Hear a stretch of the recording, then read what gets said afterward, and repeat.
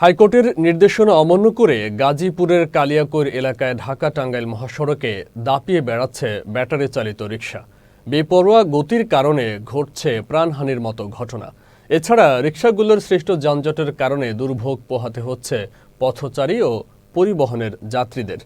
প্রতিনিধি মোহাম্মদ হাবিবুর রহমানের পাঠানো তথ্য ভিডিওচিত্রে বিস্তারিত ডেস্ক রিপোর্টে।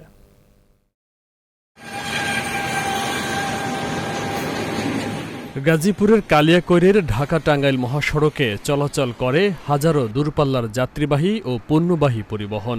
ব্যস্ত এই সড়কেই বেপরোয়াভাবে চলছে নিষিদ্ধ ব্যাটারি চালিত রিকশা। এসব অটোরিকশার কারণে প্রতিনিয়ত ঘটছে হতাহতের ঘটনা। এছাড়াও ট্রাফিক আইন অমান্য করে যত্রতত্র দাঁড়িয়ে থাকায় সৃষ্টি হচ্ছে যানজট। এতে চরম ভোগান্তি পোহাতে হচ্ছে পথচারী সহ পরিবহন যাত্রীদের। এই অটোর জন্য আমরা গাড়ি চালানো বন্ধ হয়ে যেতেছে। আমি মনে চাই যে এখনই গাড়ি চালানো বাদ দিয়ে দিই। ওটার জন্য আমরা গাড়ি চালাই পারতেছি না।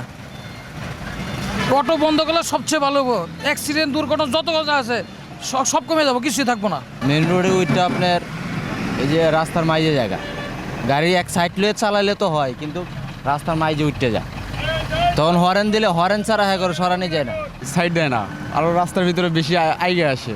তাদের মনে করেন যে আমাদের প্রবলেম হয়, যাত্রী নামানো উঠানো, ওদের জন্য বড় বড় গাড়ি অ্যাক্সিডেন্ট হয়।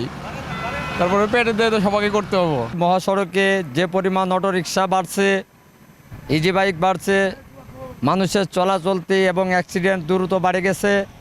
অতিরিক্ত অ্যাক্সিডেন্ট হইতেছে বর্তমান। সৈপুর ওভারব্রিজের ওপাশে ট্রাক উল্টে গেছে, আরেকটা দেখলাম অটো সিএনজি উল্টা পথে যাওয়ার কারণেই দুজনের মাথা ফাটে গেছে। সকালবেলা ঠিক সময় ঠিক মতো অফিস এই যানজটের কারণে যাইতে পারি না, অটো রিক্সার কারণে রাস্তায় খুব ঝামেলা করে। ওরা যে মিলে ডাইনে বামে বাউলি আলিম, এটা তো একটা দুর্ঘটনার ব্যাপার, বোঝেন না? এরকম আমার গাড়ির সামনে যদি হঠাৎ করে একটা রানিংয়ে লয়ে লইলো, কারণ আমি যদি ব্রেকে কন্ট্রোল করতে পারম না ওটা তো আর চাই না। এখন সবাই চালায় জন্য চালাই, যাই যদি গেলে আপনারা পদক্ষেপ নেন তাহলে আমরা বন্ধ করে দেবো। হাইওয়ে পুলিশ বলছে প্রতিনিয়ত অভিযান পরিচালনা করা হয়, এরপরেও কিছু চালক আইন না মেনে মহাসড়কে উঠে যায়। এ ব্যাপারে কঠোর নজরদারি বাড়ানো হবে বলে জানানো হয়।